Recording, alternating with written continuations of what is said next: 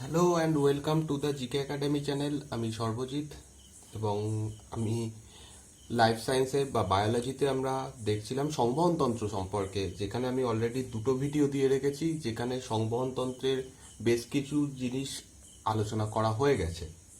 আজকে এটা থার্ড এবং শেষ ভিডিও সংবহনতন্ত্রের ওপরে। তো আগের দিনের ভিডিওগুলো যদি তোমরা না দেখে থাকো, এই চ্যানেলের প্লেলিস্টে চলে যাবে, সেখানে বায়োলজির ওপর একটা প্লেলিস্ট পেয়ে যাবে, সেখানে সমস্ত ভিডিও আলোচনা করা হয়েছে এবং সেখানে পরপর সাজিয়ে রেখেছি আমি, তো তোমরা সেগুলো দেখতে পারো। যদি তোমাদের এই ভিডিওগুলো ভালো লাগে অবশ্যই লাইক করবে, শেয়ার করে দিও এবং যদি কিছু প্রশ্ন থাকে তাহলে কমেন্ট করো। তো চলো শুরু করা যাক আজকের এই ভিডিও। আজকে আমরা সংবহনতন্ত্রের যে উপাদানগুলো রয়েছে, অর্থাৎ মানে যে সমস্ত অঙ্গগুলো রয়েছে সেগুলো সম্পর্কে আলোচনা করব। তো ফার্স্ট যেটা জানতে হবে যে সংবহনতন্ত্র কাকে বলে, এর ডেফিনেশন কি। সংবহনতন্ত্রের যে ডেফিনেশন বইতে দেওয়া রয়েছে সেটা হচ্ছে রক্ত সঞ্চালনের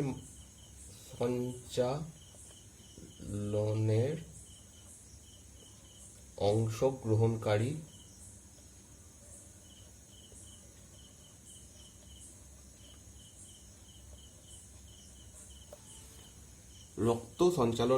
অংশগ্রহণকারী অঙ্গগুলি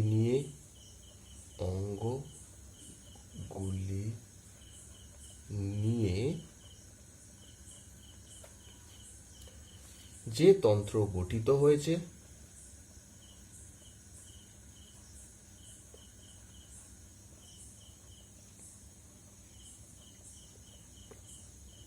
তাকে সংবহনতন্ত্র বলে।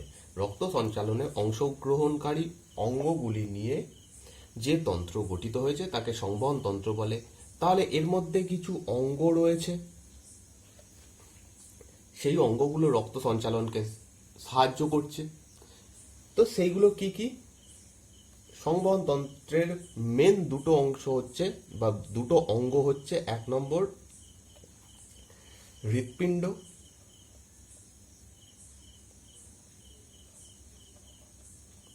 ইংরেজিতে যাকে হার্ট বলা হয়, এবং দ্বিতীয় হচ্ছে রক্তবাহ।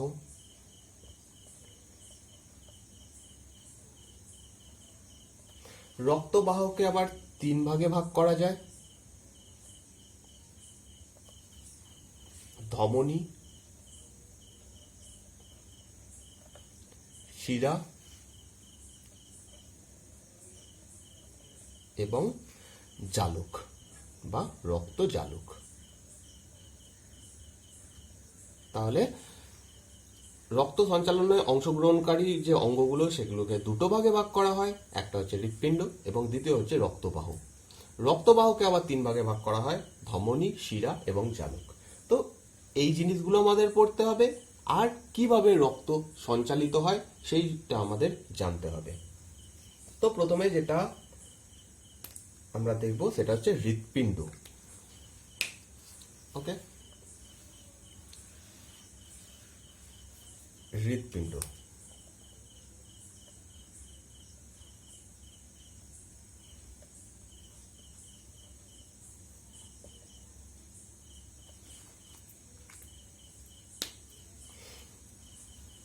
হৃৎপিণ্ডের যে সংজ্ঞা দেওয়া রয়েছে, হৃৎপিণ্ডের সংজ্ঞা হিসেবে আমরা যা বলতে পারি সেটা হচ্ছে রক্ত সংবহনতন্ত্রের অন্তর্গত একটি মাংসল, ফাঁপা, স্বয়ং সক্রিয়, পেশিবহুল পাম যন্ত্র, যা ছান্দিক গতিতে সংকুচিত এবং প্রসারিত হয়ে দেহের বিভিন্ন অঙ্গ ও কলায় বিশুদ্ধ রক্ত সরবরাহ করে এবং বিভিন্ন অঙ্গ থেকে দূষিত রক্ত গ্রহণ করে, তাকে হৃৎপিণ্ড বলে।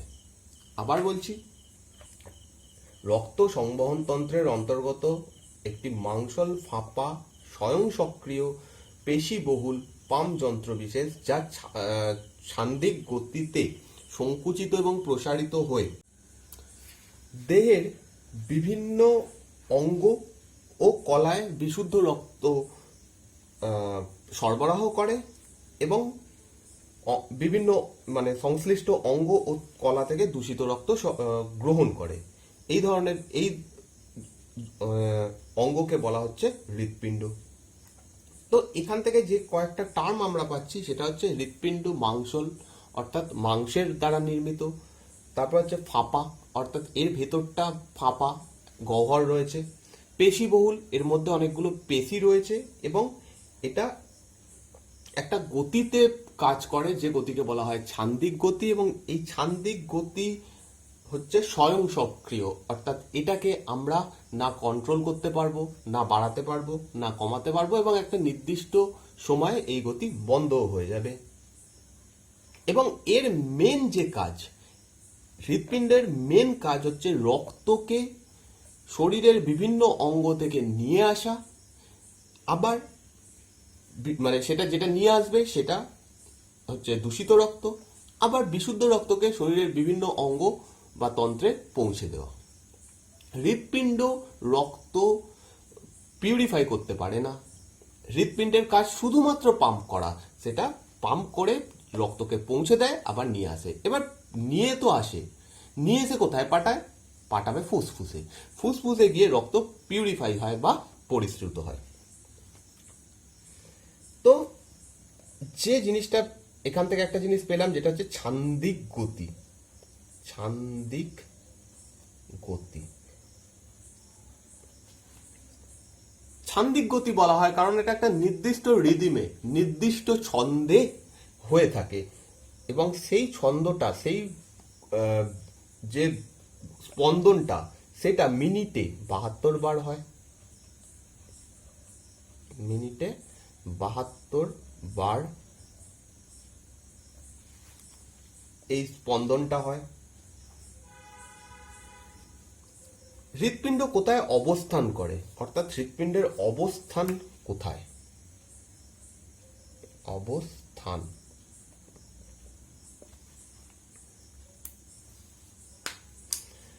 মানুষের শরীরের বক্ষ গহ্বরে এই হৃৎপিণ্ড অবস্থান করে। বক্ষ গহ্বর বলতে এর আগে আমি বুঝে এসেছি যে মানুষের দেহকে দুটো ভাগে ভাগ করা হয়, একটা হচ্ছে থোরাসিক ক্যাভিটি, একটা হচ্ছে অ্যাবডোমিনাল ক্যাভিটি, এবং এই দুটোকে যে ভাগ করছে তার নাম ডায়াফ্রাম। তো ডায়াফ্রামের উপরের অংশটাকে বক্ষ গহ্বর বা বলা ইংরেজিতে যাকে বলা হয় থোরাসিক ক্যাভিটি। সেই থোরাসিক ক্যাভিটিতে এটা অবস্থান করছে। বক্ষ গহ্বর বা থোরাসিক ক্যাভিটির মধ্যে একটা স্থান রয়েছে। বক্ষ গহ্বর, যেহেতু তোমরা WBCS এর জন্য প্রিপারেশন নিচ্ছ, আরেকটু ডিপে যেতে হবে। তো বক্ষ গহ্বর শুধু বললে হবে না, বক্ষ গহ্বরের মধ্যে একটা স্থান রয়েছে যে স্থানটার নাম মেডিয়াস্টিনাম। ওকে, মেডিয়াস্টিনাম।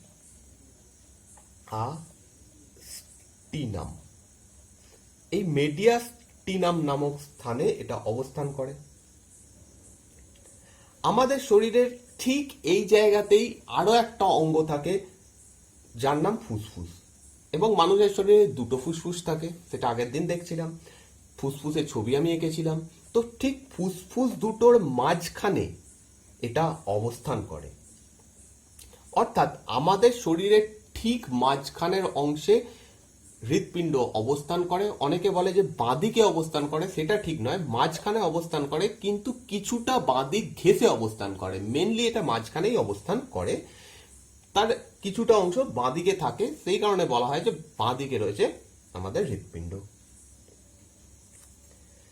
হৃৎপিণ্ডের ঠিক সামনের দিকে রয়েছে স্টার্নাম। হৃৎপিণ্ডের একদম সামনের দিকে থাকে স্টার্নাম।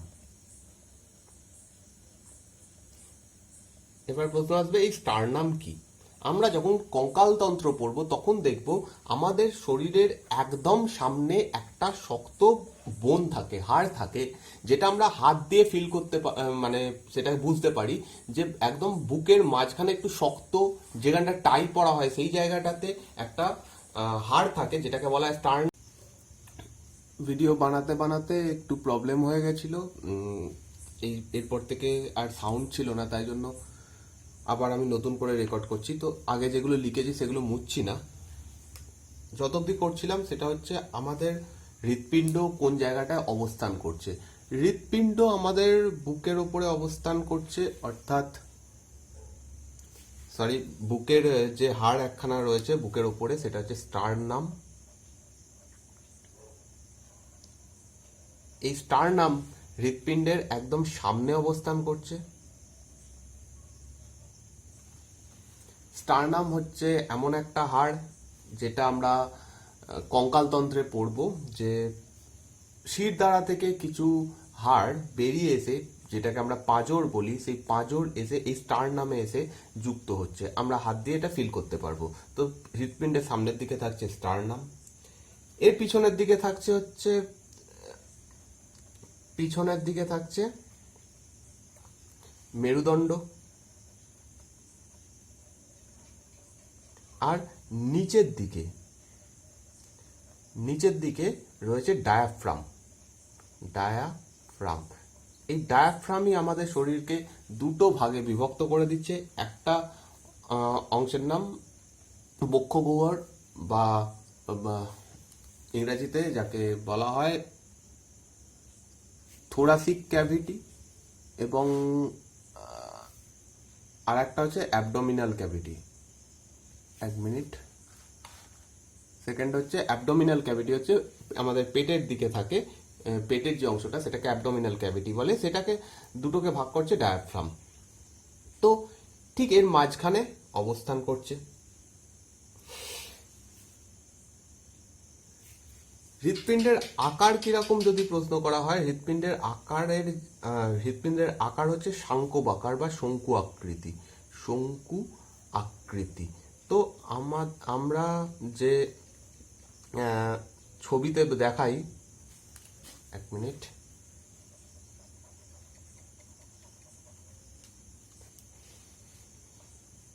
শঙ্কু আকৃতি ছবিতে যেরকম আমরা দেখাই যে হার্ট লাভ সাইন, যেটাকে হার্টকে রিপ্রেজেন্ট করা হয়, ওরকম দেখতে অ্যাকচুয়ালি হয় না, শঙ্কুর মতো আকারের এটা দেখতে হয়। এবং এর দৈর্ঘ্য, প্রস্থ, এগুলো সম্পর্কে জানতে হবে। দৈর্ঘ্য হচ্ছে 12 সেন্টিমিটার, প্রস্থ 9 সেন্টিমিটার, এবং এর ওজন পুরুষদের ক্ষেত্রে 280 থেকে 340 গ্রাম, আর মহিলাদের ক্ষেত্রে 230 থেকে 280 গ্রাম। তো এইগুলো হচ্ছে হৃৎপিণ্ডের গঠন, হৃৎপিণ্ড কেমন দেখতে সেরকম সেইগুলো বলা হয়েছে। তো এই অবধি আশা করছি কারোর অসুবিধে নেই। এগুলো জাস্ট র ডেটা, এগুলোকে মুখস্থ করতে হবে, কিছু করার নেই। তো এবার যেটা রয়েছে সেটা হচ্ছে হৃৎপিণ্ডের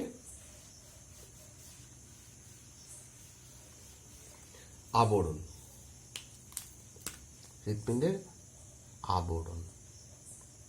আমি এখানে যে হৃৎপিণ্ডের ছবিটা এঁকেছি, এর ওপরে একটা আবরণ থাকে। ওকে, অর্থাৎ এইটা হচ্ছে মেন হৃৎপিণ্ড, এর ওপরে একটা আবরণ থাকে বা একটা লেয়ার থাকে, যেটা দ্বিস্তর বিশিষ্ট হয়। দ্বিস্তর বিশিষ্ট একটা আবরণ থাকে, যাকে পেরিকার্ডিয়াম বলা হয়। তাকে পেরিকার্ডিয়াম বলা হয়। অর্থাৎ এই হৃৎপিণ্ডটাকে যদি আরো জুম করে আমরা দেখি, এই জায়গাটাতে যদি জুম করি, তাহলে এরকম হৃৎপিণ্ড এই জায়গাটায় শেষ হচ্ছে। হৃৎপিণ্ড যেখানে শেষ হচ্ছে ঠিক তার ওপর থেকে একটা আবরণ শুরু হয়ে যাচ্ছে, যে আবরণটা দ্বিস্তর বিশিষ্ট হয় এবং যেটাকে পেরিকার্ডিয়াম বলা হয়। দ্বিস্তর মানে এটা এরকম দুটো লেয়ার যুক্ত হবে। তো একটা লেয়ার হৃৎপিণ্ডের দিকে অবস্থান করছে, আর একটা লেয়ার হৃৎপিণ্ডের থেকে একটু দূরে অবস্থান করছে, মাঝখানে একটা ফাঁকা অংশ থাকছে, দ্বিস্তর বলতে এটাকেই বোঝানো হচ্ছে। একদম হৃৎপিণ্ডের সঙ্গে গায়ে গায়ে লেগে যেটা আবরণটা থাকছে সেটা ভেতরের দিকের আবরণ, যেটা বাইরের দিকে থাকছে সেটা বাইরের দিকে, মানে সেটা একটু দূরে অবস্থান করছে এবং মাঝখানে একটা ফাঁকা জায়গা অবস্থান করছে। তো ভিতরের দিকে যেটা অবস্থান করছে, যে পেরিকার্ডিয়ামের যে অংশটা, সেটাকে বলা হয় প্যারাইটাল স্তর, সরি ভিসারাল স্তর, ভিসারাল স্তর, ভিসারাল স্তর। এবং যেটা বাইরের দিকে অবস্থান করছে তাকে বলা হচ্ছে প্যারাইটাল স্তর, প্যারাইটাল স্তর। তাহলে বোঝা যাচ্ছে যে হৃৎপিণ্ডের উপরে একটা আবরণ থাকছে যেটা দ্বিস্তর বিশিষ্ট হয় এবং এই দ্বিস্তর বিশিষ্ট আবরণকে একসাথে বলা হয় পেরিকার্ডিয়াম। পেরিকার্ডিয়াম দুটো স্তরে বিভক্ত, দ্বিস্তর আগেই বলছি, সেই দুটো স্তরের নাম একটা হচ্ছে ভিসারাল স্তর, একটা হচ্ছে প্যারাইটাল স্তর। ভিসারাল স্তর এখানে এটা হয়তো দেখা যাচ্ছে না, এক মিনিট, ঠিক আছে অসুবিধা নেই, ওপরটায় লিখছি। ভেতরের দিকে স্তরটাকে বলা হচ্ছে ভিসারাল, ভিসারাল, আর বাইরের দিকের যে স্তরটা সেটাকে বলা হচ্ছে প্যারাইটাল। তো এই দুটো স্তর এরকম অবস্থান করছে, তাহলে মাঝখানে একটা ফাঁকা জায়গা থাকছে, যে ফাঁকা জায়গাটাকে বলা হয় পেরিকার্ডিয়াম গহ্বর। এই অংশটা, যেটা ফাঁকা অংশটা মাঝখানে থাকছে, সেটাকে বলা হচ্ছে পেরিকার্ডিয়াম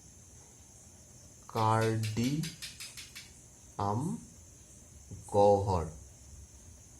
এবং এই পেরিকার্ডিয়াম গহ্বরের মধ্যে একটা তরল থাকে, যে তরলটাকে বলা হয়, এর মধ্যে একটা তরল থাকে যে তরলের নাম পেরিকার্ডিয়াম তরল, পেরিকার্ডিয়াম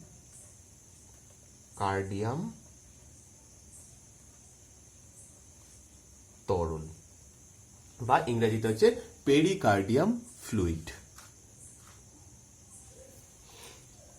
তো এই পেরিকার্ডিয়াম তরলের কাজ কি? পেরিকার্ডিয়াম তরল দুভাবে হৃৎপিণ্ডকে সাহায্য করে। একটা হচ্ছে হৃৎপিণ্ড সংকুচিত এবং প্রসারিত হয়, একটু পরেই আমরা সেটা জানতে পারবো। সেই হৃৎপিণ্ডের সংকোচন এবং প্রসারণকে সাহায্য করে, সেটা সহজে যাতে হতে পারে সেই জন্য এই পেরিকার্ডিয়াম তরল এই পেরিকার্ডিয়াম তরল গুরুত্বপূর্ণ।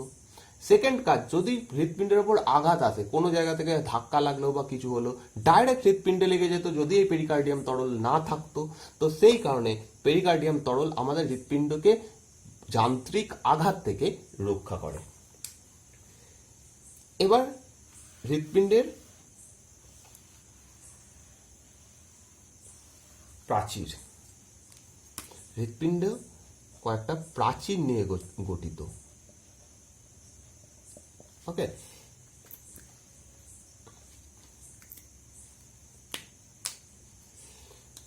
হৃৎপিণ্ড ত্রিস্তর বিশিষ্ট একটা প্রাচীর নিয়ে গঠিত, অর্থাৎ হৃৎপিণ্ডের ওপরে যে প্রাচীরটা থাকে সেটা ত্রিস্তর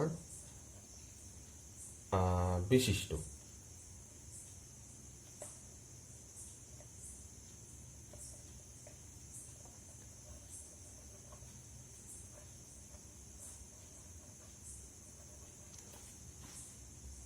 অর্থাৎ এই দেখ আমাদের হৃৎপিণ্ড, হৃৎপিণ্ডের ভেতরের এই যে ডান বাম লিখেছি, অর্থাৎ ডান অলিন্দ বাম অলিন্দ, ডান নিলয় বাম নিলয় যেগুলো রয়েছে সেগুলো ফাঁপা অংশ। এর বাইরে এরকম তিনটে পাঁচিল থাকে, তিনটে স্তর বিশিষ্ট একটা প্রাচীর থাকে, যেগুলোর নাম হচ্ছে ফার্স্ট এপিকার্ডিয়াম,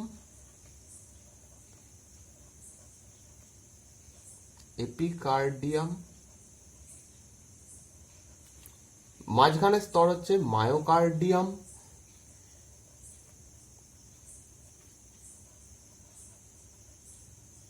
এবং থার্ড অংশটা হচ্ছে এন্ডোকার্ডিয়াম,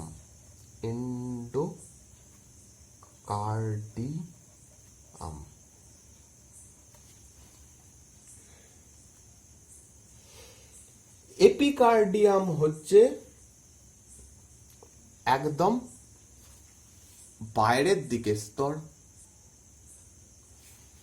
মায়োকার্ডিয়াম হচ্ছে ভেতরের দিকে স্তর, আর এন্ডোকার্ডিয়াম মানে মাঝখানের স্তর, এবং এন্ডোকার্ডিয়াম হচ্ছে একদম ভেতরের দিকে স্তর। আবার বলছি, এপিকার্ডিয়াম হচ্ছে বাইরের দিকে স্তর, মায়োকার্ডিয়াম হচ্ছে মাঝখানের স্তর, এন্ডোকার্ডিয়াম হচ্ছে একদম ভেতরের দিকে স্তর। অর্থাৎ আমাদের এটা হৃৎপিণ্ড, হৃৎপিণ্ডের ঠিক বাইরে আমি এখানে একটা লাল দিয়ে যে দাগ দাগ অংশটা করেছি সেটা হচ্ছে মায়োকার্ডিয়াম। ওকে, এই স্তরটা হচ্ছে মায়োকার্ডিয়াম। এই পুরো যে লাল লাল লাল যেটা করেছি সেটা পুরো হচ্ছে মায়োকার্ডিয়াম। ঠিক এর বাইরের দিকে যেটা রয়েছে লাল যে রেখাটা, বাইরের যে রেখাটা যেটা বর্ডার বানাচ্ছে সেটা হচ্ছে এপিকার্ডিয়াম। আর ভেতরের দিকের যে লাল রেখাটা বানাচ্ছে, যে লেয়ারটা বানাচ্ছে, এই যে লেয়ারটা পুরোটা যাচ্ছে, এইটা হচ্ছে এন্ডোকার্ডিয়াম। প্রত্যেকটা জায়গায় এরকম ভাবে প্রত্যেকটা জায়গাতেই যে ভেতরের অংশটা সেটা হচ্ছে এন্ডোকার্ডিয়াম। এটা ওপরেও রয়েছে, ওপরে যেহেতু অনেকগুলো শিরা ধমনী আঁকতে হয়েছে সেই জন্য এই স্তরটা আঁকা যায়নি, ওপরেও রয়েছে। তো ভেতরেরটা পুরো যে লেয়ার যে বর্ডারটা বানাচ্ছে, একটু ডিপ করে দিচ্ছি তাহলে বুঝতে সুবিধা হবে। এই ডিপ করা যে এই বর্ডারটা সেটা হচ্ছে এন্ডোকার্ডিয়াম। মাঝখানে যে রেখা রেখা অংশটা রয়েছে এই অংশগুলো, এইটা হচ্ছে মায়োকার্ডিয়াম। আর বাইরের দিকের যে অংশটা রয়েছে এইটা, যেটা বাইরের লেয়ারটা বানাচ্ছে সেটা হচ্ছে এপিকার্ডিয়াম। বোঝা গেল? এবং ছবি থেকে একটা জিনিস পরিষ্কার যে মায়োকার্ডিয়াম হচ্ছে সব থেকে মোটা স্তর, যে প্রাচীরটা রয়েছে তার সব থেকে স্থূল অংশ বা মোটা অংশটা হচ্ছে মায়োকার্ডিয়াম। তাহলে আমরা যদি হৃৎপিণ্ডকে একদম বাইরে থেকে ভেতরের দিকে ভেদ করতে করতে যাই, প্রথমেই যেটা পাবো সেটা হচ্ছে দুটো লেয়ার বা দুটো আবরণ। ঠিক আছে, প্রথম আবরণ, এক নম্বর, একটু বড় বড় করে করছি, প্রথমে একটা আবরণ পাবো, দ্বিতীয় একটা আবরণ পাবো। ফার্স্ট আবরণ প্রথমে যেটা রয়েছে একদম বাইরের দিকে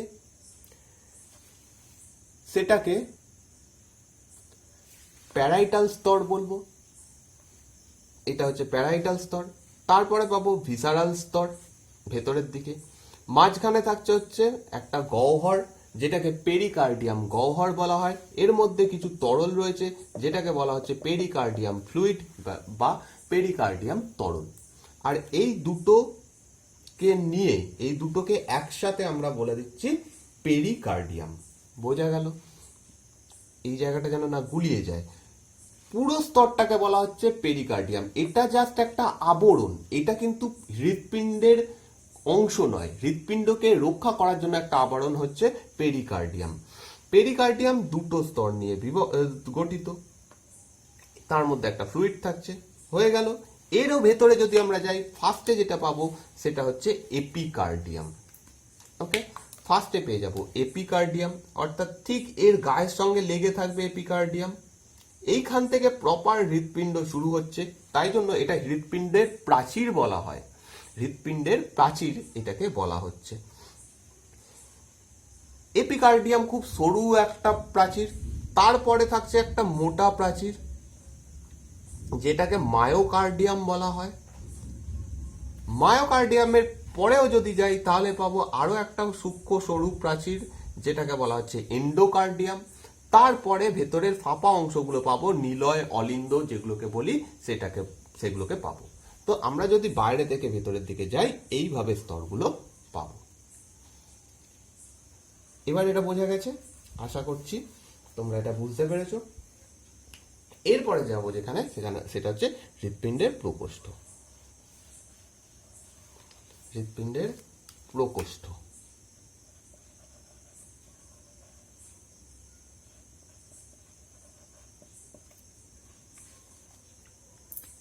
মানুষ সহ যে কোনো স্তন্যপায়ী প্রাণীর হৃৎপিণ্ড চারটে প্রকোষ্ঠে বিভক্ত হয়। চারটি প্রকোষ্ঠে বিভক্ত হয়। তার মধ্যে দুটো হচ্ছে নিলয়, দুটো অলিন্দ। দুখানা নিলয় থাকবে এবং দুটো অলিন্দ থাকবে। নিলয় সংখ্যা হচ্ছে 2, অলিন্দ সংখ্যা 2, টোটাল 4। এটা মানুষ সহ যে কোনো স্তন্যপায়ী প্রাণীদের ক্ষেত্রে সেম সেম থাকে।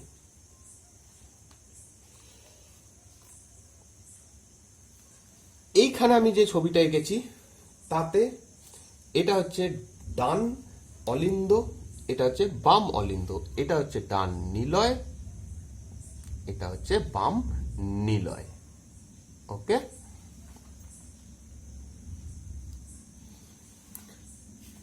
এবার ফার্স্টে দেখবো যেটা সেটা অলিন্দ। এবার এখান থেকে এটা লেখা রয়েছে অলিন্দ। অলিন্দর বিশেষ কিছু ইম্পর্টেন্ট ফ্যাক্ট বা বৈশিষ্ট্য রয়েছে যেগুলো থেকে পরীক্ষায় প্রশ্ন আসছে। সেটা হচ্ছে অলিন্দ দুটোই পাতলা প্রাচীর দ্বারা তৈরি হয়।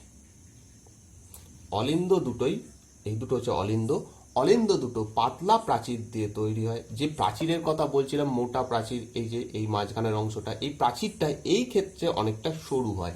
নিচের দিকে যতটা মোটা, নিলয়ের ক্ষেত্রে যতটা মোটা করে আঁকা সম্ভব হয়েছে, প্লাস এটা সত্যিই এটা মোটা, উপরের অংশটা এতটা মোটা নয়, অনেকটাই পাতলা হয়। তো ফার্স্ট পয়েন্ট, এইগুলো পাতলা প্রাচীর দিয়ে গঠিত হয়। দুটোই, বাম অলিন্দ ডান অলিন্দ দুটোই পাতলা প্রাচীর দিয়ে গঠিত হয়। দুটো অলিন্দের মাঝখানে একটা ভাগ থাকে। এইখানে একটা ভাগ রয়েছে, যেরকম করে এইখানে এই ভাগটা রয়েছে, ওপরেও এরকম একটা ভাগ রয়েছে, যাতে ডান এবং বাম অলিন্দের মধ্যে রক্ত মিশে না যায়। এখানে যদি কিছু ভাগ না থাকতো, রক্ত এখান দিয়ে এলে সঙ্গে সঙ্গে পুরোটাতে ভর্তি হয়ে যেত, তাহলে আমাদের কাজ হতো না। এখানে যেমন করে এইটাকে ভাগ করা হয়েছে প্রাচীর দিয়ে, এই যে প্রাচীর দিয়ে ভাগ করা হয়েছে, এটা উপরেও রয়েছে। উপরে যেটা ডান এবং বাম অলিন্দকে আলাদা করছে তাকে আন্ত অলিন্দ প্রাচীর বলা হয়।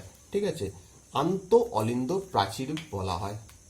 দুটো অলিন্দর মাঝখানে আন্ত অলিন্দ প্রাচীর থাকে।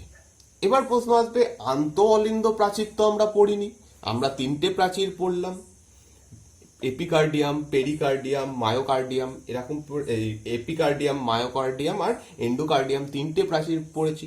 আবার এখানে নতুন করে আন্ত অলিন্দ প্রাচীর কোত্থেকে এলো? অ্যাকচুয়ালি মাঝখানের যে অংশটা, যেটা নিলয়ের কাছে আঁকতে পেরেছি আমি, উপরেও রয়েছে, বারে বারে বলছি, এটা মায়োকার্ডিয়ামেরই অংশ। কিন্তু যেহেতু এটা ডান এবং বাম অলিন্দ, ডান এবং বাম নিলয়কে ভাগ করছে, সেই জন্য আলাদা করে তাদের দুটো নাম দেওয়া হয়েছে। অ্যাকচুয়ালি সেটা মায়োকার্ডিয়ামেরই অংশ। মোটা যে মাঝখানের যে অংশটা সেটা মায়োকার্ডিয়াম, তো এটা মায়োকার্ডিয়ামেরই অংশ, সেটার একটা আলাদা নাম রয়েছে, সেটাকেই বলা হচ্ছে আন্ত অলিন্দ প্রাচীর। যে দুটো অলিন্দ দুটোকে ভাগ করছে, যে অলিন্দ দুটোকে ভাগ করছে, সেই প্রাচীরটাকে বলা হচ্ছে আন্ত অলিন্দ প্রাচীর। এবং এখানেও দেখব যে এরকম একটা প্রাচীর রয়েছে, পরে যাচ্ছি। আন্ত অলিন্দ প্রাচীর থাকে। ডান অলিন্দ বাম অলিন্দের চেয়ে সাইজে কিছুটা বড় হয়। এটা হচ্ছে বাম অলিন্দ, এটা হচ্ছে ডান অলিন্দ। ডান অলিন্দটা সাইজে কিছুটা বড় হয়, বাম অলিন্দটা সাইজে কিছুটা ছোট হয়। ডান অলিন্দে তিনটে বড় বড় শিরা এসে উন্মুক্ত হয়েছে, অর্থাৎ আমাদের শরীরের বিভিন্ন জায়গা থেকে, সে কোথা থেকে সেটা আমি পরে বলছি, এখান থেকে তিনটে শিরা এসে ডান অলিন্দে মিশেছে। সেই তিনটে বৃহৎ শিরা কি কি? একটা হচ্ছে ঊর্ধ্ব মহাশিরা, সেকেন্ড হচ্ছে নিম্ন মহাশিরা, থার্ড হচ্ছে করোনারি সাইনাস। ঊর্ধ্ব মহাশিরা বা ইংরেজিতে সুপিরিয়র ভেনা কাভা, নিম্ন মহাশিরা বা ইংরেজিতে ইনফিরিয়র ভেনা কাভা, এবং করোনারি সাইনাস, যেটাকে ইংরেজিতে করোনারি সাইনাসই বলা হয়। এই তিনটে এসে ডান অলিন্দে মুক্ত হয়েছে। তেমনি ভাবে বাম অলিন্দে দেখো চারটে এরকম শিরা এঁকেছি, এখানেও চারটে বড় বড় শিরা এসে মিশছে এবং প্রত্যেকটাকেই বলা হচ্ছে ফুসফুসীয় শিরা। বাম অলিন্দে যে চারটে শিরা এসে মিশছে তাকে বলা হচ্ছে ফুসফুসীয় শিরা। এই হচ্ছে অলিন্দ। এবার হচ্ছে নিলয়। সেম ভাবে নিলয় দুটো অংশে বিভক্ত, ডান নিলয় এবং বাম নিলয়। দুটো নিলয়ই পুরু প্রাচীর দিয়ে গঠিত। দুটো নিলয়ই পুরু প্রাচীর দিয়ে গঠিত। যেখানে অলিন্দ দেখেছিলাম পাতলা প্রাচীর দিয়ে গঠিত, নিলয় সেখানে অনেক মোটা প্রাচীর দিয়ে গঠিত। তাই কারণে এইখানে যে প্রাচীরটা সেটা আমি অনেকটা মোটা করে এঁকেছি। উপরে যদিও জায়গা নেই দেখানো, সেখানে যদি আঁকতে হতো খুব সরু করে আঁকতে হতো, কারণ সেটা অনেকটা পাতলা।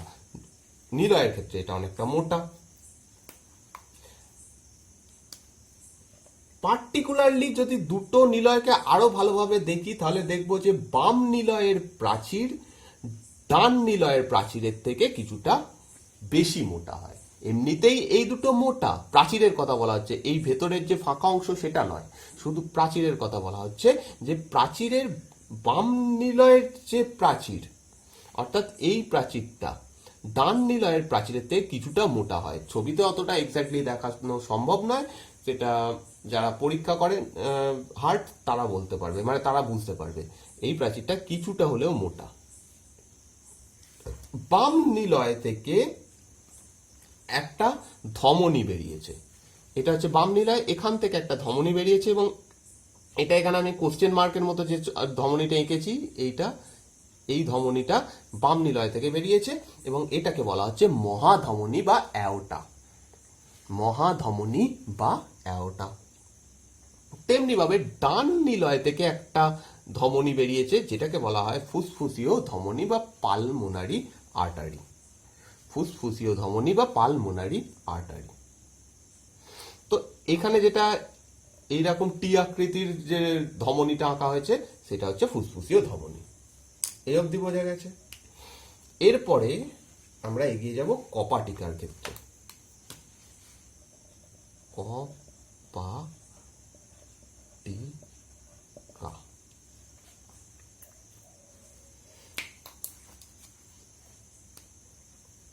এখানে আমি একটা এরকম এঁকেছি কালো দিয়ে, এখানেও একটা এদিকে এঁকেছি। এগুলো অ্যাকচুয়ালি কপাটিকা। আমাদের বিভিন্ন শরীর থেকে রক্ত এসে ডান নিলয়ে, এই ডান অলিন্দে মিশছে, মানে আসছে। আসার পর যদি কপাটিকা না থাকতো, ডাইরেক্ট রক্তটা এসে ডান নিলয়ে চলে আসতো। সেরাম যাতে না হয়, এটা যাতে মানে আলাদা থাকে, তার জন্য এখানে একটা গেট টাইপের ব্যাপার রয়েছে, সেটা সময় সময় খুলে যায় বা সময় সময় বন্ধ হয়ে যায়। এইগুলোকে কপাটিকা বলে। কপাটিকার যদি সংজ্ঞা দিতে হয়, তাহলে বলতে হবে হৃৎপিণ্ডে দূষিত ও বিশুদ্ধ রক্তের মিশ্রণ প্রতিহত করার জন্য এবং হৃৎপিণ্ডের মধ্যে দিয়ে রক্ত প্রবাহ একমুখী করার জন্য হৃৎপিণ্ড মধ্যস্থ বিভিন্ন ছিদ্রপথে যে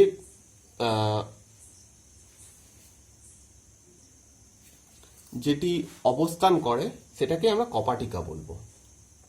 তো কপাটিকা দু রকমের হয়। এক নম্বর হচ্ছে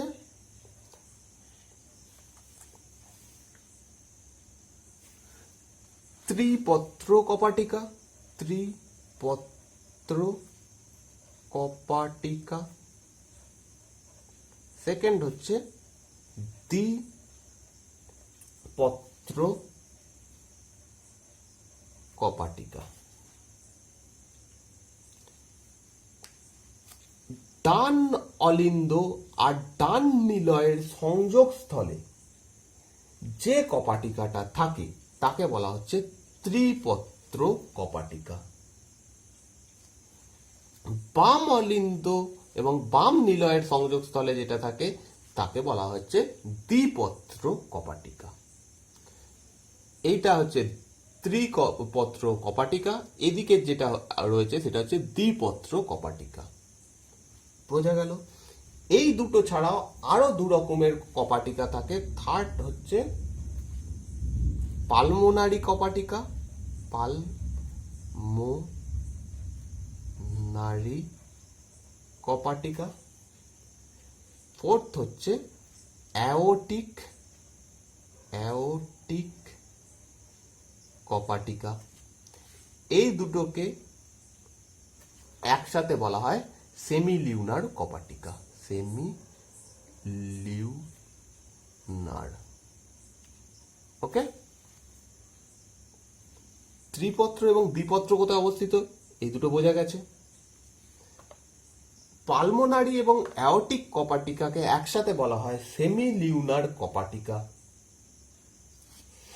পালমোনারি কপাটিকা বাম নিলয় এবং মহাধমনীর মাঝখানে অবস্থান করছে।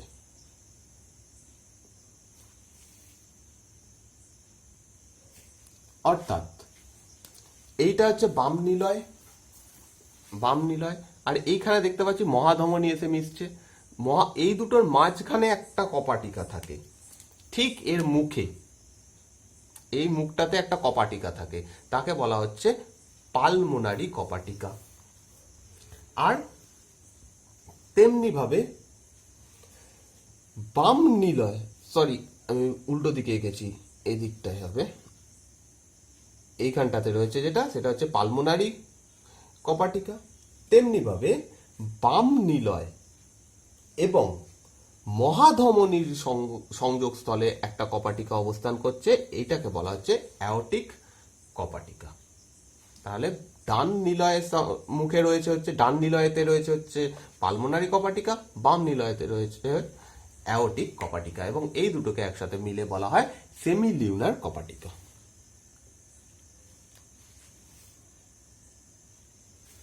তো এরপরে আমাদের যেটা রয়েছে সেটা হচ্ছে রক্ত কিভাবে হৃৎপিণ্ডের মাধ্যমে সঞ্চালিত হয়।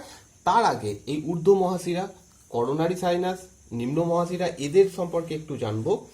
এরা কোথা থেকে আসছে, কোথা থেকে রক্ত নিয়ে আসছে ইত্যাদি। প্রথমে হচ্ছে ঊর্ধ্ব মহাশিরা, বা ইংরেজিতে যাকে বলা হয় সুপিরিয়র ভেনা কাভা। আমাদের শরীরের ঊর্ধ্বাঙ্গ থেকে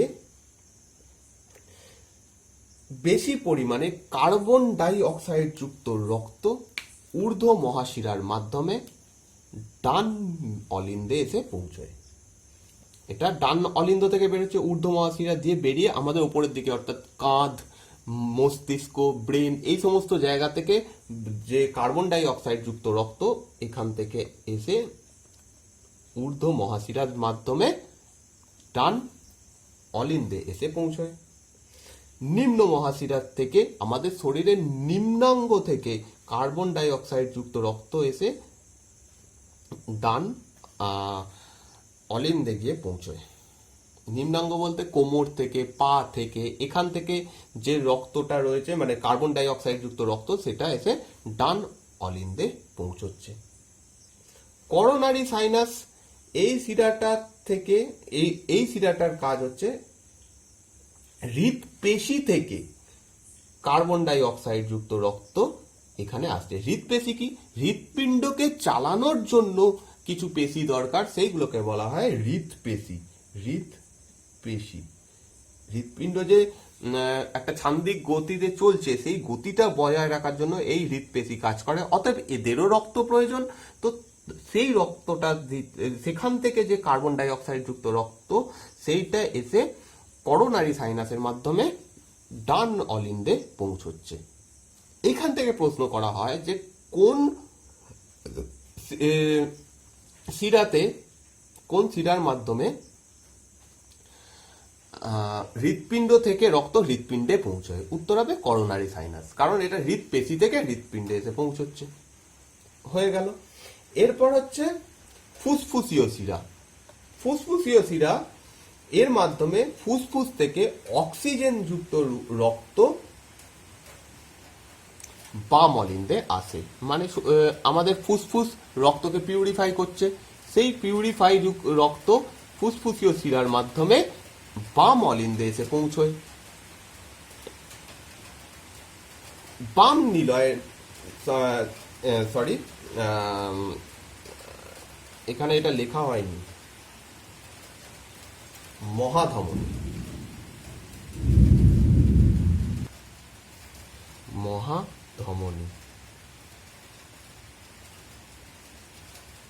এটা হচ্ছে মহাধমনী।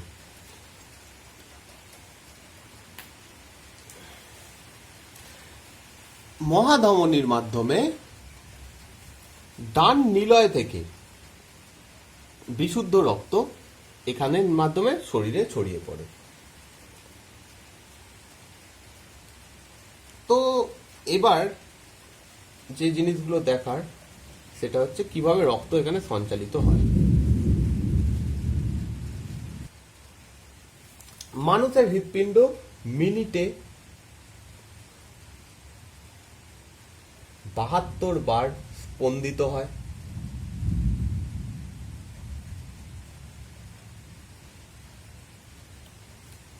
এবং হৃৎপিণ্ডের সংকোচন এবং প্রসারণের ফলে এই স্পন্দনটা তৈরি হয়। সেই সংকোচন আর প্রসারণে সাহায্য করে ফুসফুসীয় যে পেশিগুলো রয়েছে সেইগুলো, এই সরি হৃৎপিণ্ডের যে পেশিগুলো রয়েছে, হৃৎপেশি, সেইগুলো এটা কাজটা করায়। হৃৎপিণ্ডের সংকোচনকে বলা হয় সিস্টোল, এবং হৃৎপিণ্ডের প্রসারণকে বলা হয় ডায়াস্টোল।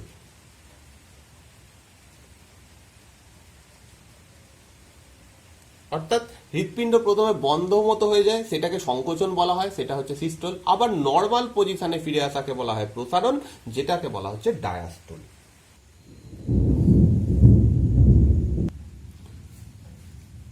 এই হৃৎপিণ্ড মিনিটে 72 বার স্পন্দিত হয় এবং একবার স্পন্দনে প্রায় 70 ml রক্ত পরিচালনা হয়। তাহলে টোটাল 70 × 72 করলে দেখা যাবে 5040 মিলিলিটার, এবং প্রায় 5.5 মিলিলিটার রক্ত আমাদের শরীরে থাকে। তো দেখা যাচ্ছে এই 72 বার স্পন্দনের মাধ্যমে সে পুরো শরীরের রক্তকে এক জায়গা থেকে আরেক জায়গায় পাঠিয়ে দিচ্ছে। ঠিক আছে, মানে 1 মিনিটের মধ্যে পুরো 5.5 লিটার রক্ত ফুসফুসে যাচ্ছে, ফুসফুস থেকে আবার শরীরের বিভিন্ন অংশে যাচ্ছে, এই কাজটা হয়। তো এরপরে আমাদের যে বিষয়টা জানতে হবে সেটা হচ্ছে হৃৎপিণ্ডের মাধ্যমে কিভাবে রক্ত এক স্থান থেকে আরেক স্থানে যায়, অর্থাৎ যে পাম্পের ব্যাপারটা ঘটে সেটা কিভাবে ঘটে। প্রথম কথা, হৃৎপিণ্ডে কোনো রকম রক্ত পরিশ্রুত হয় না, এটার মেন কাজ ফুসফুসের। কিন্তু ফুসফুসের এরকম ক্ষমতা নেই যে সে সারা শরীর থেকে রক্ত টেনে নেবে, কার্বন ডাই অক্সাইড যুক্ত রক্ত সে টেনে নেবে, দিয়ে সে পরিশ্রুত করবে, এই ক্ষমতা আবার নেই তার। আবার তার এরকমও কোনো ক্ষমতা নেই যে সে যে পরিশ্রুত করলো যে রক্তটা সেটা সারা শরীরে ছড়িয়ে দেবে। এই কাজটা মাঝখানে দাঁড়িয়ে করে হৃৎপিণ্ড, একটা পাম্পের মতো, যেরকম করে আমরা পাম্পের মাধ্যমে জল তুলি, সেম কাজ এখানে করে। তো আমরা হৃৎপিণ্ডের যে এই পাম্পের ঘটনাটা কিভাবে ঘটছে, রক্ত এক স্থান থেকে আরেক স্থানে যাচ্ছে, সেটা 3টে স্টেপে জানবো। ফার্স্ট স্টেপে অলিন্দ ডায়াস্টল অবস্থায় থাকবে,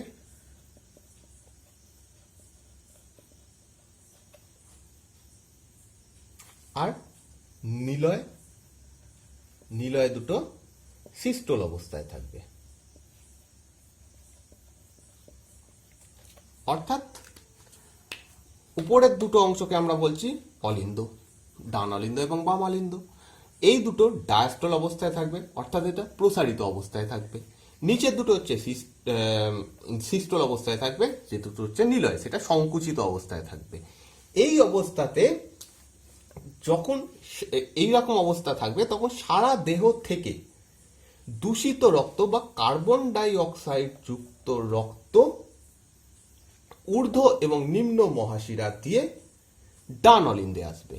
ঊর্ধ্ব মহাশিরা দিয়ে আসবে শরীরের উপরের অংশ থেকে রক্ত, নিম্ন মহাশিরা দিয়ে আসবে শরীরের নিম্ন অংশ থেকে রক্ত। অর্থাৎ আমাদের উপরের অংশ, অর্থাৎ ব্রেন, শোল্ডার, কাঁধ, এই সমস্ত জায়গা থেকে রক্ত ঊর্ধ্ব মহাশিরার মাধ্যমে আসবে। অবশ্যই সেটা কার্বন ডাই অক্সাইড যুক্ত রক্ত। এবং শরীরের নিচের অংশ, কোমর, পা, এখান থেকে কার্বন ডাই অক্সাইড যুক্ত রক্ত নিম্ন মহাশিরার মাধ্যমে এইখানে এসে প্রবেশ করবে। অর্থাৎ এইভাবে এলো, এসে এই জায়গাটাতে ভর্তি করলো। তেমনি ভাবে করোনারি সাইনাসের মাধ্যমেও কার্বন ডাই অক্সাইড রক্ত যে হৃদপেশিগুলো রয়েছে তার থেকে আসছে, এসে এই জায়গার মধ্যে আসছে, যে এই জায়গাটাকে পূর্ণ করছে, শুধু এই অংশটা। ডান দিকের যে নিলয়টা, ডান দিকের যে অলিন্দটা রয়েছে সেই জায়গাটাকে পূর্ণ করলো, এই পুরোটা হচ্ছে পূর্ণ হয়ে গেল। এই অবস্থায় এখানে যে কপাটিকাটা রয়েছে সেই কপাটিকাটা, যার নাম ত্রিপত্র কপাটিকা, ত্রিপত্র কপাটিকা, এটা বন্ধ অবস্থায় রয়েছে। অতএব এইখান দিয়ে রক্ত নিচের দিকে নামতে পারছে না। এই জায়গাটা সংকুচিত অবস্থায় রয়েছে, এই জায়গাটা প্রসারিত অবস্থায় রয়েছে। সমস্ত কার্বন ডাই অক্সাইড যুক্ত রক্ত ডান দিকে এসে প্রবেশ করেছে এবং এটা ফুলে রয়েছে, এই অংশটা বন্ধ রয়েছে, ত্রিপত্র কপাটিকা বন্ধ রয়েছে। ঠিক এই সময়তেই ফুসফুস থেকে ফুসফুসীয় শিরার মাধ্যমে বিশুদ্ধ রক্ত আসবে, অক্সিজেন যুক্ত রক্ত আসবে, সেটা এসে ফুসফুসীয় শিরার মাধ্যমে এইখানে এসে প্রবেশ করবে, অর্থাৎ বাম অলিন্দে প্রবেশ করবে। বাম অলিন্দটাও এবার রক্তপূর্ণ হয়েছে। এইখানে যে কপাটিকাটা রয়েছে দ্বিপত্র কপাটিকা, সেটাও বন্ধ অবস্থায় রয়েছে। দ্বিপত্র কপাটিকাও বন্ধ অবস্থায় রয়েছে। তাহলে উপরের অংশটাতে রক্তপূর্ণ হয়ে গেছে। এই অবস্থায় যখন পুরো আস্তে আস্তে রক্তপূর্ণ হয়ে যাবে, তখন এই কপাটিকাগুলো সেই চাপটা আর সহ্য করতে পারবে না, এক সময় এটা খুলে যাবে। যখনই খুলে যাবে তখনই এই উপরের অংশগুলোতে নিলয় এই অলিন্দ অংশে ডায়াস্টল চলে আসবে। তো সেকেন্ড স্টেপ দেখব, যখন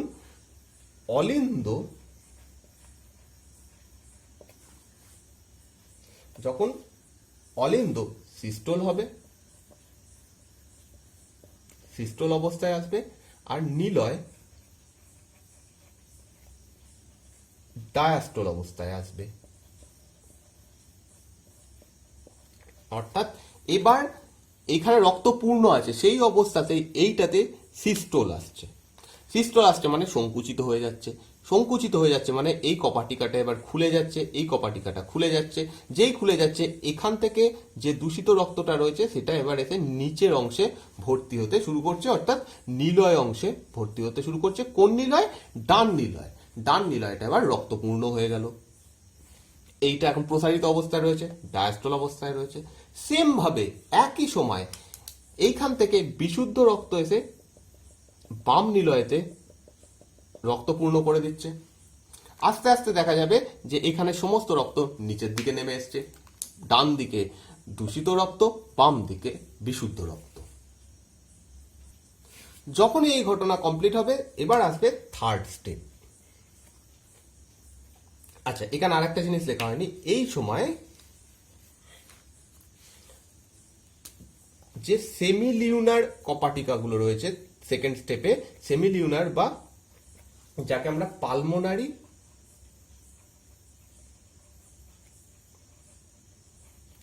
আর অ্যাওটিক কপাটিকা বলছি, অ্যাওটিক কপাটিকা, এটা বন্ধ অবস্থায় থাকছে। অর্থাৎ এই দুটো কপাটিকা, যেটা মহাধমনী এবং এদিকে ফুসফুসীয় ধমনীর মুখে রয়েছে, সেই দুটো বন্ধ অবস্থায় রয়েছে। যখনই এইটা এবার প্রসারিত হয়ে গেল, পুরো রক্ত পূর্ণ হয়ে গেল, এখানে আর কোনো রক্ত নেই, এখান থেকে সব রক্ত চলে এসছে, কারণ এটা সংকুচিত হয়ে গেছে। এই অবস্থাতে সেকেন্ড স্টেপে আমরা দেখছি যে অলিন্দ দুটোতে সিস্টোল এসে গেছে, এই দুটো সংকুচিত হয়ে গেছে, এই দুটো প্রসারিত হয়ে গেছে। যখনই এটা পুরো রক্তপূর্ণ হবে, সঙ্গে সঙ্গে আবার ত্রিপত্র এবং দ্বিপত্র কপাটিকা বন্ধ হয়ে যাবে। তার ফলে কি হলো, এবার যখন এইখানে আবার সিস্টোল আসবে, তখন চাপে রক্তটা উপরের দিকে উঠে যাবে না। এই অবস্থাতে থার্ড স্টেপ আসবে। থার্ড স্টেপে কি হবে, নিলয়েতে পুনরায় সিস্টোল আসবে, অলিন্দে ডায়াস্টোল আসবে এবং পালমোনারি এবং অ্যাওর্টিক কপাটিকা, পালমোনারি আর অ্যাওর্টিক কপাটিকা খুলে যাবে। অর্থাৎ এবার এই অংশটা পুনরায় সংকুচিত হয়ে যাচ্ছে। যেই সংকুচিত হচ্ছে, এবার রক্ত কোনো দিকে একটা তাকে যেতে হবে, কারণ এটা সংকুচিত হলে জায়গা কমে যাবে। সঙ্গে সঙ্গে এই দুটো কপাটিকা খুলে যাবে। যেই খুলে যাবে তখন আমাদের মহাধমনীর মাধ্যমে যে দূষিত রক্ত সেটা ফোর্সে এখান দিয়ে বেরিয়ে যাবে এবং এইটার মাধ্যমে এদিক দিয়ে এবং এদিক দিয়ে সোজা চলে যাবে ফুসফুসে। ওকে, এবার এটা চলে যাচ্ছে ফুসফুসে, ফুসফুস। ওকে, আর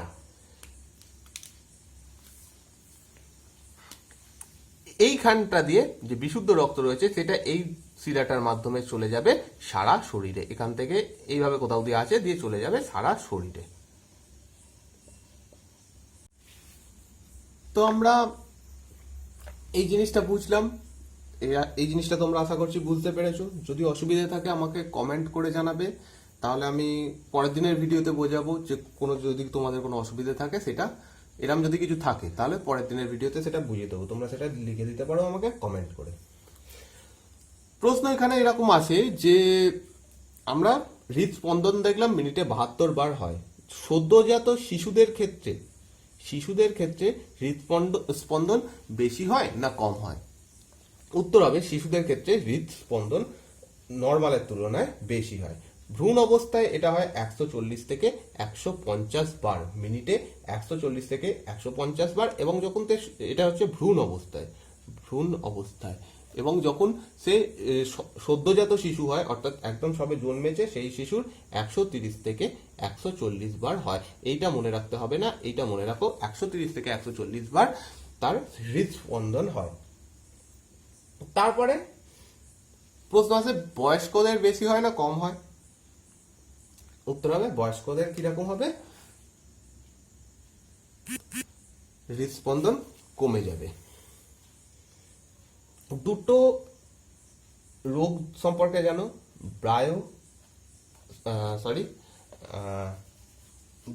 ব্রাডিকার্ডিয়া,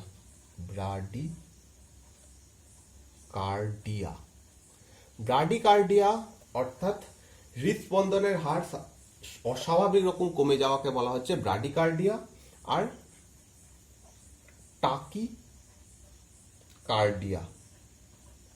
হৃদস্পন্দনের হার অস্বাভাবিক রকমের বেড়ে যাওয়াকে বলা হয় টাকিকার্ডিয়া। ব্রাডিকার্ডিয়া হচ্ছে অস্বাভাবিক রকম কমে যাওয়াকে ব্রাডিকার্ডিয়া বলা হয়। টাকিকার্ডিয়া যদি অস্বাভাবিক রকম বেড়ে। এরপরের বিষয়ে, মানুষের হৃৎপিণ্ডে কিছু সংযোজী কলা থাকে। এক মিনিট, সংযোজী কলা।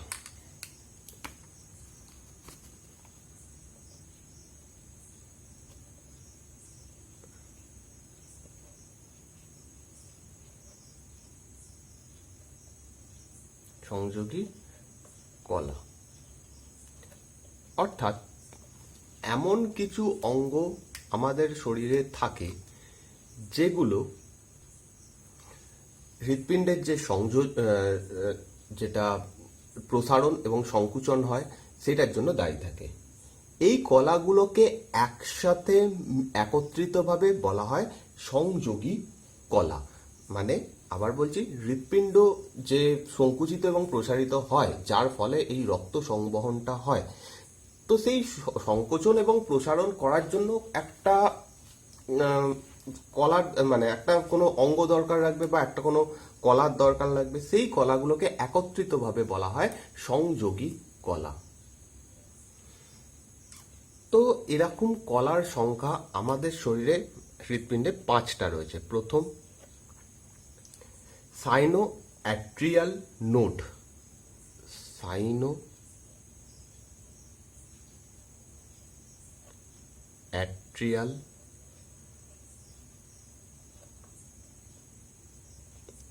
নোড বা একে শর্টে এস এ নোড বলা হয়, এস এ নোড।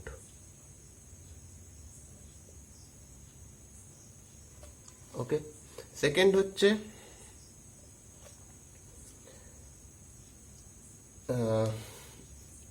অন্ত নোডীয় তন্তুপদ, অন্ত নোডীয়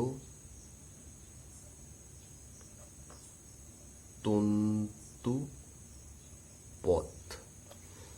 বা একে ইংরেজিতে বলা হয় intranodal bundle, intranodal bundle.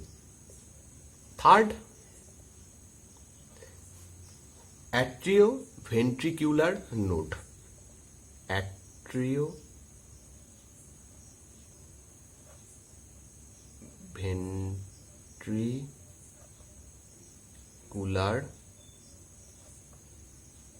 Node বা একে শর্টে বলা হয় এভি নোড।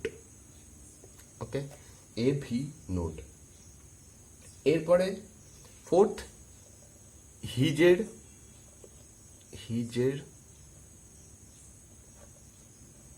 তন্তু গুচ্ছ, ইংরেজিতে যাকে বান্ডেল অফ হিজ বলা হয়। হিজ একজনের নাম, একজন বিজ্ঞানীর নাম, তার নাম অনুসারে হয়েছে। এবং ফিফথ হচ্ছে পারকেনজি তন্তু, পারকেনজি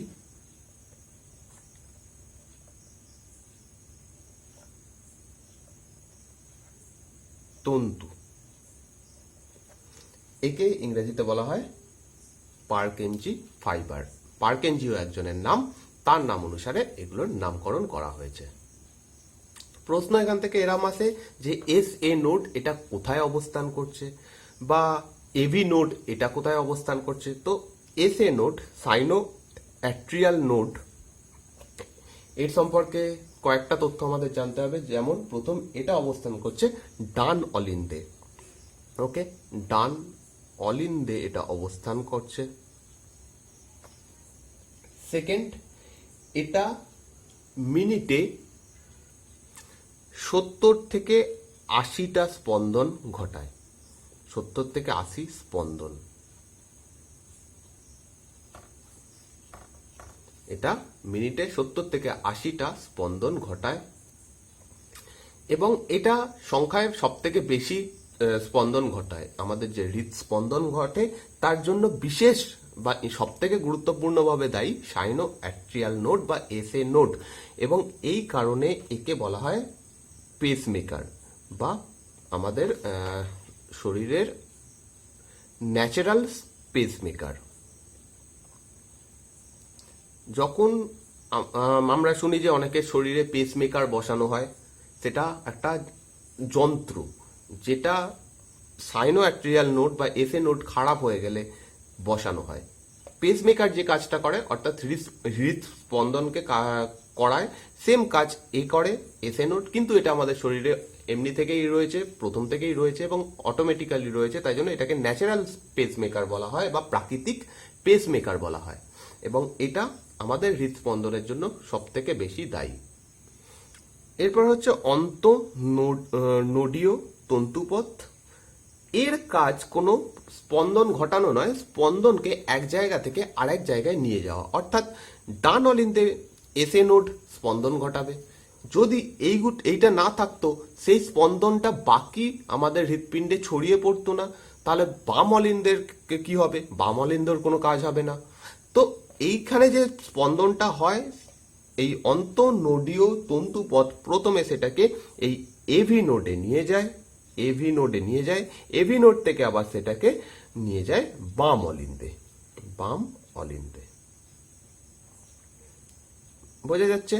এখানে প্রথমে এসএ নোডের মাধ্যমে স্পন্দনটা তৈরি হবে, সেই স্পন্দনটা এই অন্তঃনোডীয় তন্তুপথের মাধ্যমে এভি নোডে যাবে, এভি নোড থেকে সেটা আরো এগিয়ে গিয়ে বাম অলিন্দে আসবে। তো প্রশ্ন এখান থেকে করা হয় যে এসএ নোড থেকে যে তন্তু নির্মিত হয় তার নাম কি? উত্তর হবে অন্তঃনোডীয় তন্তু পথ। বিজ্ঞানী গোল্ডম্যান এটা প্রথম আবিষ্কার করেন। গোল্ডম্যান এটা প্রথম আবিষ্কার করেন 1970 খ্রিস্টাব্দে। সাল ইম্পর্টেন্ট নয়, জাস্ট বলার জন্য এখানে বললাম। গোল্ডম্যান এটা আবিষ্কার করেন এবং এটা বলেন যে এটা 3 ধরনের হয়। গোল্ডম্যান বলছেন যে এটা 3 ধরনের হয় এবং 3 ধরনের যে অন্তঃনোডীয় তন্তুপথ রয়েছে সবকটারই একই কাজ, এই হৃদস্পন্দনকে এক জায়গা থেকে আরেক জায়গায় নিয়ে যাওয়া। পরবর্তী এভি নোড বা অ্যাট্রিও ভেন্ট্রিকিউলার নোড, এটাও অবস্থান করছে ডান অলিন্দে অবস্থান করছে, কিন্তু ডান অলিন্দের একটু নিচের দিকে এটা অবস্থান করছে। একদম ওপরে থাকছে এসএ নোড, একটু নিচের দিকে থাকছে এভি নোড, এবং এটা বলা যেতে পারে যে ডান অলিন্দ এবং ডান নিলয় এই দুটোর ঠিক মাঝখানের জায়গাটাতে অবস্থান করছে। এসএ নোডকে আরো পার্টিকুলারলি বললে এটা ডান অলিন্দে যে ঊর্ধ্ব মহাশিরা রয়েছে তার কাছে অবস্থান করছে, আর এভি নোড হচ্ছে করোনারি সাইনাসের কাছে অবস্থান করছে। এবং আমি এর আগে ছবিতে দেখিয়েছিলাম কোথায় এই দুটো অবস্থিত, তাহলে এবার বুঝতে পারছো যে কোন জায়গাতে এটা থাকা উচিত। এটা একটু উপরের দিকে থাকবে, তার নিচে এটা থাকবে অ্যাট্রিও ভেন্ট্রিকিউলার নোড। এবার এর কাজ, তার আগে এটাকে চিহ্নিত করেন। প্রথম যে বিজ্ঞানী এটাকে খুঁজে পান তার নাম বিজ্ঞানী কেন্ট। বিজ্ঞানী কেন্ট প্রথম এটাকে খুঁজে পান এবং এটার নামকরণ করেন এভি নোড। একটু আগেই দেখলাম যে এসএ নোডে যে স্পন্দনটা তৈরি হচ্ছে সেটা প্রথমে এভি নোডে এসে পৌঁছয়। তো এভি নোডের কাজ কি? সেই স্পন্দনটা গ্রহণ করা, গ্রহণ করে এবার সেটাকে নিলয়ে পৌঁছে দেওয়া। অর্থাৎ এভি নোড অব্দি নিয়ে আসছে কে? অন্তঃনোডীয় তন্তুপথ। এভি নোড থেকে দুটো ভাগ হয়ে যাচ্ছে, একটা চলে যাচ্ছে বাম অলিন্দে, সেটাও নিয়ে যাচ্ছে এই অন্তঃনোডীয় তন্তুপথ, এবং অ্যাট্রিও ভেন্ট্রিকিউলার নোড এখান থেকে আবার আরেকটা ভাগ, স্পন্দনের আরেকটা ভাগকে পাঠিয়ে দিচ্ছে নিলয়ে, কারণ নিলয়কেও সংকুচিত প্রসারিত হতে হবে, নয়তো রক্ত যাবে না।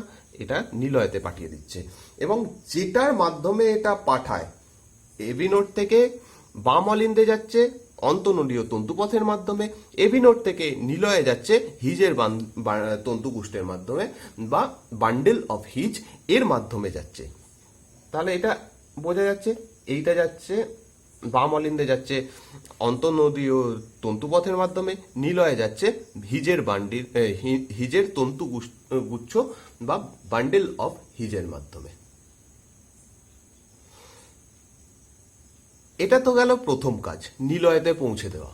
সেকেন্ড কাজ যেটা আছে সেটা হচ্ছে, সেকেন্ড কাজ এখানে লিখছি যে কোনো কারণে যদি এসএ নোড খারাপ হয়ে যায় তখন এই এভি নোড কিছুটা স্পন্দন তৈরি করতে পারে।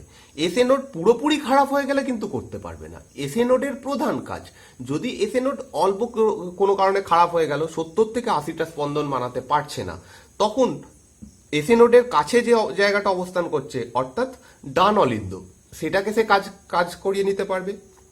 কিছুটা হয়তো ট্রান্সফার করে এভি নোডে নিয়ে আসবে।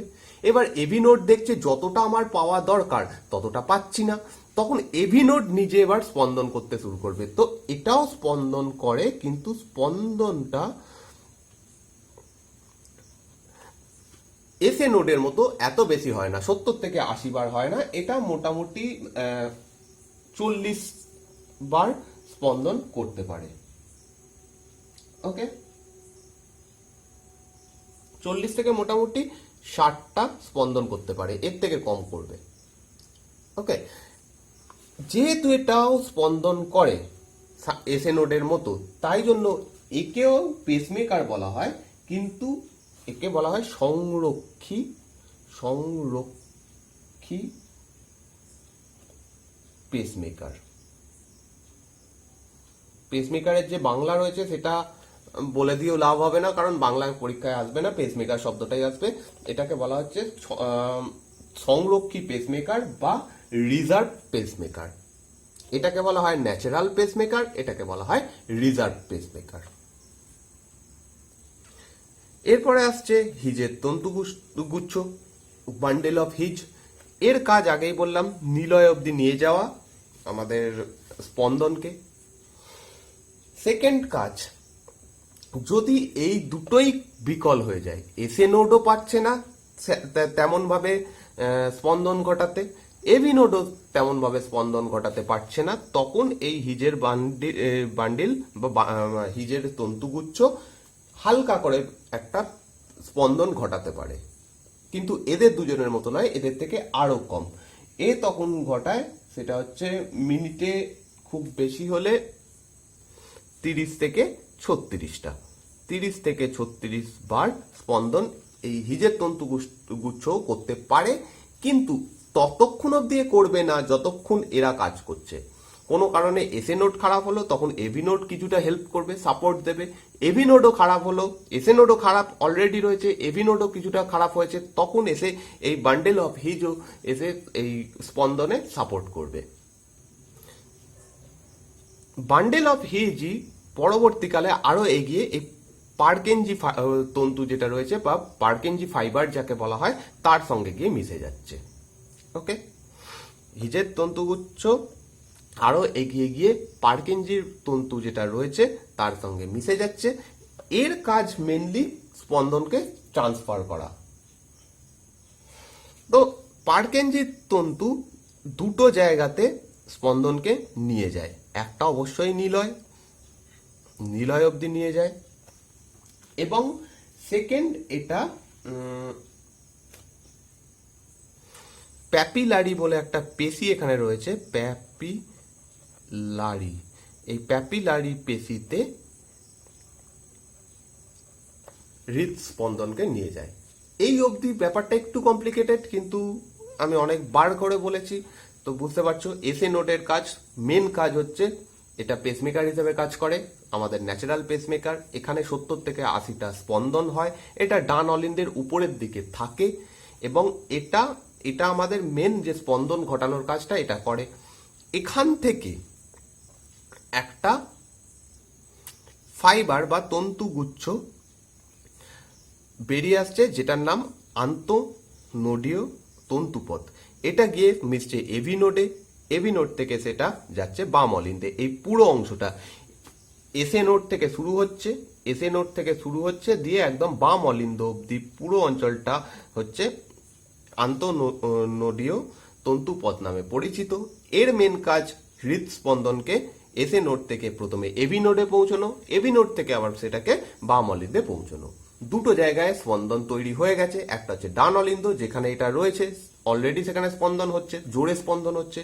বাম অলিন্দ অব্দি নিয়ে গেছে আমাদের অন্তঃনোডীয় তন্তুপথ। এবার পরের জিনিস যেটা রয়েছে সেটা হচ্ছে এভি নোড। এটা একটা জাংশন হিসেবে কাজ করছে, যেখান থেকে স্পন্দনটা ভাগ হয়ে যাচ্ছে। একদিকে তো অবশ্যই বাম অলিন্দে চলে যাচ্ছে, আগেই দেখে নিলাম, আর একদিকে নিলয়ে চলে যাচ্ছে, নিলয়ে গিয়ে নিলয়কে স্পন্দন ঘটাচ্ছে। কোনো কারণে যদি এটা খারাপ হয়ে যায় এসএ নোড, তখন এভি নোড আবার কিছুটা স্পন্দন ঘটাতে পারছে, 40 থেকে 60 বার এটা স্পন্দন ঘটায়, এবং তাই জন্য একে সংরক্ষিত পেসমেকার বলা হয় বা রিজার্ভ পেসমেকার বলা হয়। এরপরে রয়েছে হিজের তন্তুগুচ্ছ। এ আবার মিনিটে 30 থেকে 36 বার স্পন্দন ঘটাতে পারে। যদি এই দুটো বিকল হয়ে যায় তখন হিজের তন্তুগুচ্ছ কিছুটা স্পন্দন ঘটায়। এটা এভি নোড থেকে বেরিয়ে আসে, এভি নোড থেকে সেটা নিলয়তে পৌঁছে দেয়। হিজের তন্তুগুচ্ছ এভি নোড থেকে যে স্পন্দনটা আসছে সেটাকে নিলয়তে পৌঁছে দিচ্ছে। লাস্ট আসছে হচ্ছে পার্কেনজি ফাইবার বা পার্কেনজি তন্তু। এরও কাজ হচ্ছে শুধু স্পন্দনকে নিয়ে যাওয়া, কোনো রকমের নিজে স্পন্দন ঘটাতে পারে না। এই দুটো জায়গাতে স্পন্দনকে নিয়ে যায়, একটা হচ্ছে নিলয় আর একটা হচ্ছে প্যাপিলারি পেশি। তো এই হচ্ছে আমাদের পুরো যে সংযোগী কলাগুলো রয়েছে সেইগুলো। এরপরে যেটা রয়েছে সেটা হচ্ছে শিরা, ধমনী এবং ক্যাপিলারি বা উপশিরা সম্পর্কে কিছু জিনিস জানতে হবে, এবং এটা খুবই সোজা ব্যাপার, এটাতে বেশি কিছু নেই। তো এখানে আমি এটা বানাচ্ছি একটা 3টে কলামে। প্রথমে লিখছি শিরা,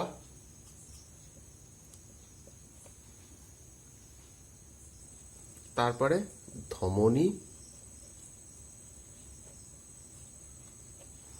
তারপরে উপশিরা।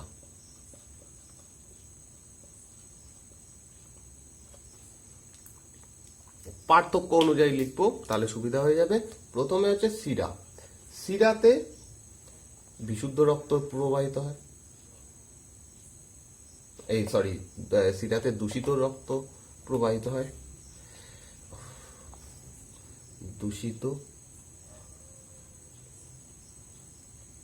রক্ত প্রবাহিত হয়, ধমনী দিয়ে বিশুদ্ধ রক্ত প্রবাহিত হয়, বিশুদ্ধ, এবং উপশিরাতে দুটোই থাকে, দূষিত রক্ত এখান দিয়ে প্রবাহিত হয়, বিশুদ্ধ রক্তও প্রবাহিত হয়, তাই এখানে লিখছি দূষিত প্লাস বিশুদ্ধ।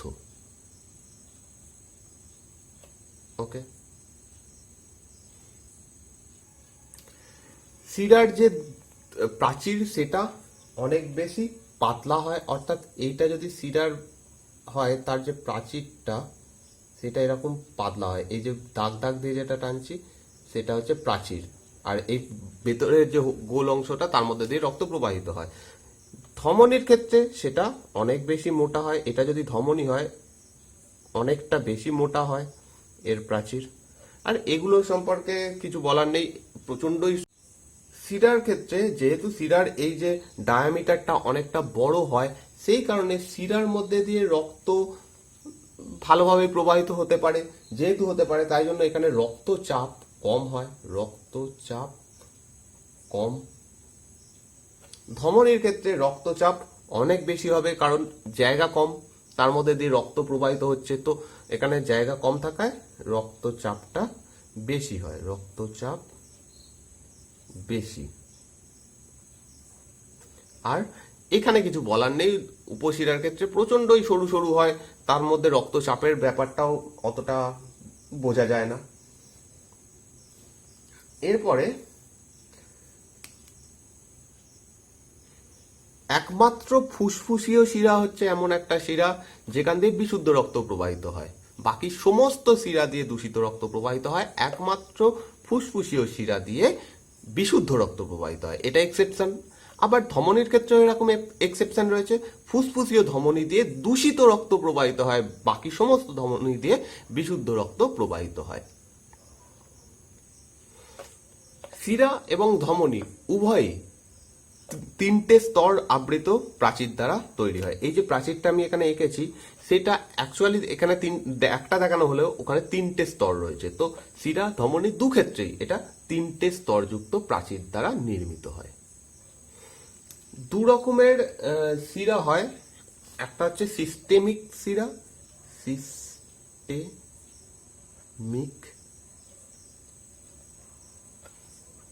সিস্টেমিক শিরা, যে শিরা রক্তজালক থেকে তৈরি হয়ে সোজাসুজি হৃৎপিণ্ডে এসে মেশে তাকে সিস্টেমিক শিরা বলা হয়। সরি, এখানে একটা ভুল লিখেছি, এটা উপশিরা নয়, এটা রক্তজালক হবে, ঠিক আছে, একটু ঠিক করে নাও, রক্তজালক হবে এটা, হ্যাঁ, রক্তজালক হবে। একটু গন্ডগোল হয়ে যাচ্ছে কারণ প্রচন্ড গরম লাগছে, ফ্যান চালাতে পারছি না আওয়াজ হবে বলে, তো একটু অসুবিধা হচ্ছে পড়াতে। তো যাই হোক, সিস্টেমিক শিরা রক্তজালক থেকে তৈরি হচ্ছে, দিয়ে ডাইরেক্ট হৃৎপিণ্ডে গিয়ে মিশছে, এই ধরনের শিরাকে সিস্টেমিক শিরা বলে। উদাহরণ ঊর্ধ্ব এবং নিম্ন মহাশিরা, ঊর্ধ্ব ও নিম্ন মহাশিরা। আর এক রকমের শিরা হয় যাকে বলা হয় পোর্টাল শিরা। পোর্টাল শিরা হচ্ছে একটা রক্তজালক থেকে তৈরি হয়েছে, দিয়ে সেটা প্রবাহিত হচ্ছে, হৃৎপিণ্ডে পৌঁছবে, হৃৎপিণ্ডে পৌঁছানোর আগে সেটা আরো কোনো একটা অঙ্গে আবার একটা রক্তজালক তৈরি করছে। এবার বলবে যে রক্তজালক জিনিসটা কি, দেখো আমি এখানে একটা ছবি আঁকছি, ওকে, এটা আমাদের শিরা, ওকে, এটা শিরা, এটা হচ্ছে ধমনী, কালোটা হচ্ছে ধমনী, এদিকে হচ্ছে শিরা। এবার শিরা থেকে এরকম উপশিরা নির্মিত হয়, ওকে। উপশিরাগুলো এরকম ভাগ ভাগ হয়ে থাকে। ধমনী থেকেও সেম এরকম একটা ব্রাঞ্চ বেরোয়, এরকম ভাবে থাকে। এরপরে অসংখ্য ভাগে এগুলো বিভক্ত হয়ে যায়, এখান থেকে অনেক ভাগে এরকম সরু সরু ভাগে বিভক্ত হয়ে যায়।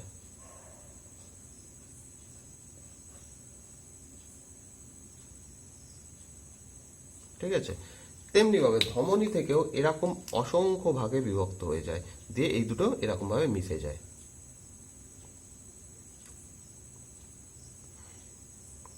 এরকম ভাবে থাকে। এই যে মাঝখানের যেগুলো ছোট ছোট অনেকগুলো, সেইগুলোই হচ্ছে রক্তজালক। ওকে, তো এটা একটা শিরা এবং ধমনীর ছবি যেভাবে থাকে। আরও এদিকে হবে এরকম, হয়তো ব্রাঞ্চ তৈরি হয়, এটার সঙ্গে মিশে যায় এরকম।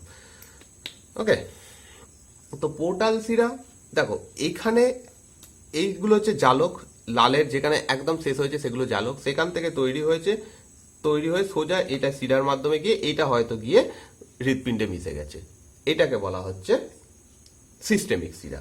এবার অনেক শিরা রয়েছে এরকম যেগুলো এরকম রক্তজালক থেকে তৈরি হয়েছে,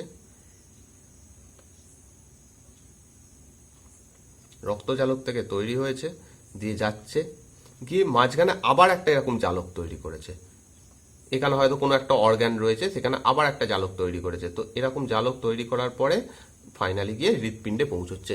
তো এই ধরনের শিরাকে পোর্টাল শিরা বলা হয়, পোর্টাল শিরা। উদাহরণ, হেপাটিক পোর্টাল শিরা, হেপাটিক পোর্টাল শিরা। এছাড়া বলা যেতে পারে রেনাল পোর্টাল শিরা। তো এগুলো উদাহরণ। মেন এখান থেকে জানতে হবে সিস্টেমিক শিরা কাকে বলে, পোর্টাল শিরা কাকে বলে। দেখো এখানে সংবহনতন্ত্র শেষ, কিছু ছোট ছোট জিনিস রয়েছে, আমি এটা পরের দিন করিয়ে দেবো, পরের দিনের নতুন একটা চ্যাপ্টার শুরু করব, তার আগে কিছু ছোট ছোট ইম্পর্টেন্ট তথ্য রয়েছে সেগুলো দিয়ে দেবো। অ্যাকচুয়ালি এখানে প্রচণ্ড গরম হচ্ছে আজকে, করা যাচ্ছে না ভিডিও, যতটা হলো আমি এখানে করলাম। এর পরের দিনের ভিডিও যেখানে বানাবো সেখানে যে ছোট ছোট পয়েন্টগুলো রয়েছে সেগুলো বলে দেবো। এই ভিডিওটা যদি ভালো লাগে অবশ্যই লাইক করবে, শেয়ার করবে, এবং তোমরা যদি চ্যানেলে নতুন হও তাহলে চ্যানেলটা সাবস্ক্রাইব করে নেবে। তো চলো এখানে এই ভিডিও রাখছি, দেখা হবে পরের দিন। Thank you.